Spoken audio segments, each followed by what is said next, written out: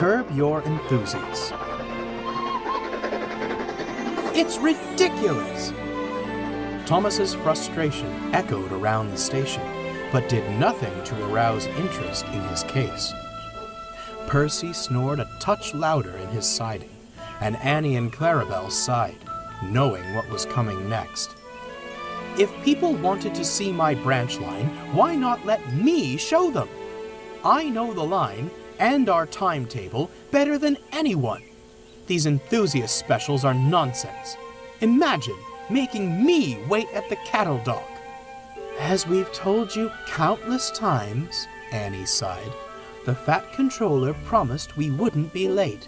And we're not. Just look at the clock. There's plenty of time. I do agree about the cattle dock, shivered Clarabelle, who didn't much care for cows. But never mind enthusiasts. We have our own passengers to look after. Well, of course I'll be looking after them, Thomas huffed.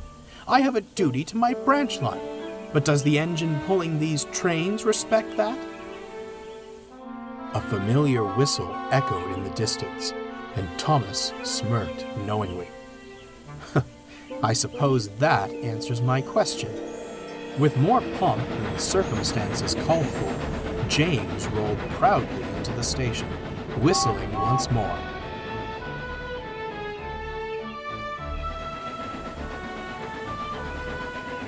Salutations, little engines! Passengers spilled from the coaches, cameras clicking and flashing all the while. Percy, who'd been jolted awake, merely grunted and went back to sleep. So, Thomas grinned, the Fat Controller lets any engine pull specials these days, does he? Well, he could have chosen any engine, but he chose me, James primed. You certainly wouldn't want Gordon or Henry bumbling up your line, would you? Absolutely not, Thomas smiled, fully aware neither engine physically could, a fact James seemed to have forgotten. All the same, he went on, it is my line. I should be the one pulling that train. At this, James burst into laughter. Thomas was incensed. What's so funny? You, James replied, regaining composure, seem to enjoy leaving things behind. Your crew, your guard, even your whole train. I ensure they travel the whole line and give them a smooth, safe ride. You? Safe? Thomas chuckled. What do you say, Percy? Shall we take stock? Oh, I already took the goods this morning, Percy yawned grumpily. Leave me alone. Not rolling stock, Thomas snorted. I meant taking stock of James's safety record. Let's see. There's the tar wagons. Only happened because Toby distracted me. Slipping down Gordon's Hill? Well, I can't control the weather, can I? Your truck's breaking away on Gordon's Hill? Faulty coupling. Your truck's pushing you down Gordon's Hill? Behavior issues. Your brake block's catching fire?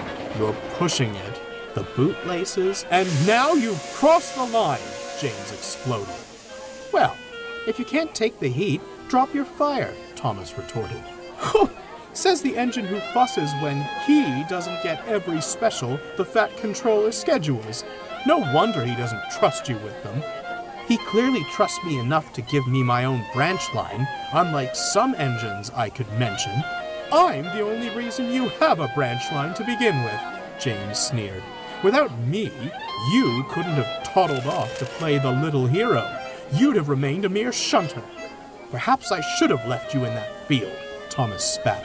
With a face like that, you'd be better off as a scarecrow.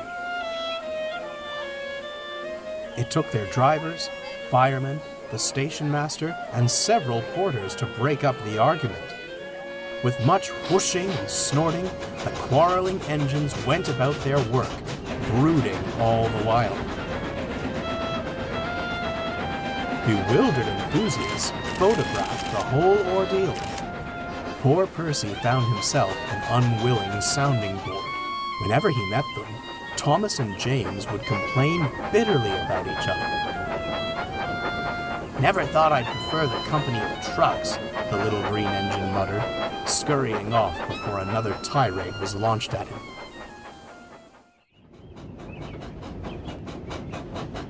Some days later, Thomas was still in a foul mood. He returned to the station and pushed Annie and Clarabelle toward the cattle dock. "The nerve of that James," he vented to Percy, sat in his siding once more. "He'd be stuck on the slow goods if it weren't for me and my branch line." "I like the sound of a slow goods," Percy smirked, "especially if it gets me away from your grumbling." Thomas's grumbling was about to keep Percy right where he was. A special livestock delivery had been scheduled for Percy's next train. The van sat at the cattle dock, the farmer about to herd the cows aboard. Unfortunately, the station master had forgotten this, and Thomas simply didn't care to look. Clarabelle was preparing to doze until James had gone, when something appeared in her path, and it was getting closer. "Stop! Stop!" she shrieked. It was no use. Thomas bumped the van, startling himself and letting off steam. Spooked, the cows gave distressed moos and took off in all directions.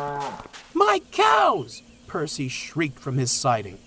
Thomas merely stuttered, but even this was drowned out by the stampeding cattle. Clarabelle, eyes shut tight, could only shiver in fright. Annie sighed, wondering how she'd landed herself in the middle of this kerfuffle. Above the clatter of the cows came the echo of a distant whistle. Thomas and Percy went pale. Men grabbed flags and whistles and ran towards the station throat. Before they could give the warning, James appeared, hissing and clanking. He hadn't noticed the cows, but he had noticed Thomas. "Listen here, you little blue pest! Suddenly, James's wheels slipped fiercely, and with a bang, a great whoosh of steam shrouded everything. Engines and railwaymen alike coughed and winced. At last, the smoke dispersed, they opened their eyes, and there was no sign of the cows. "I didn't know you could do magic, James," Percy marveled. A sudden moo informed them the cows hadn't disappeared, but merely relocated, right into the cattle van. "Well, magic or not, that was some trick," chuckled the farmer. "You've saved my herd." "And a nasty scene," the station master gravely remarked. "You're safe to bring your train into the station now." "I'd love to, sir," James panted, "but only I can't move."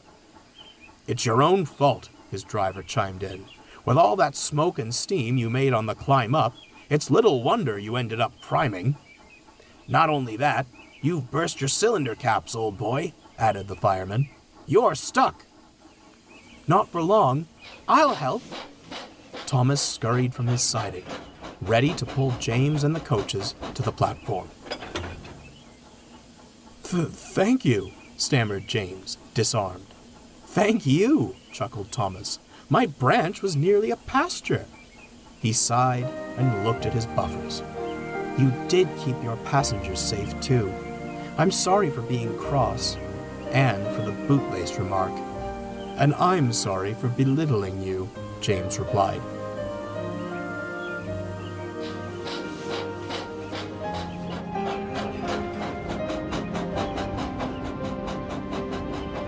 "You know, if I must come down a branch line, I'd rather it be this one. I quite like its inhabitants.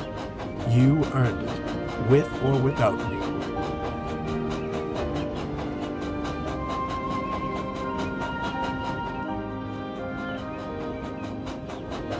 There was silence.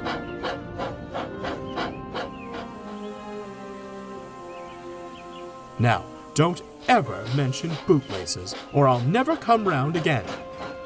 Both engines burst into hearty laughter. "It's good to see you, James," Thomas smiled, as the laughter died down. "You see me at the junction all the time. Well, only in passing. I have to rush off and make up time when you lot delay me." As the two engines laughed and teased each other, the enthusiasts took their picture. You could say they were merely photographing engines number 1 and 5 at work. However, I like to think they were immortalizing a story of how a small action resolved a big quarrel and made them friends once more.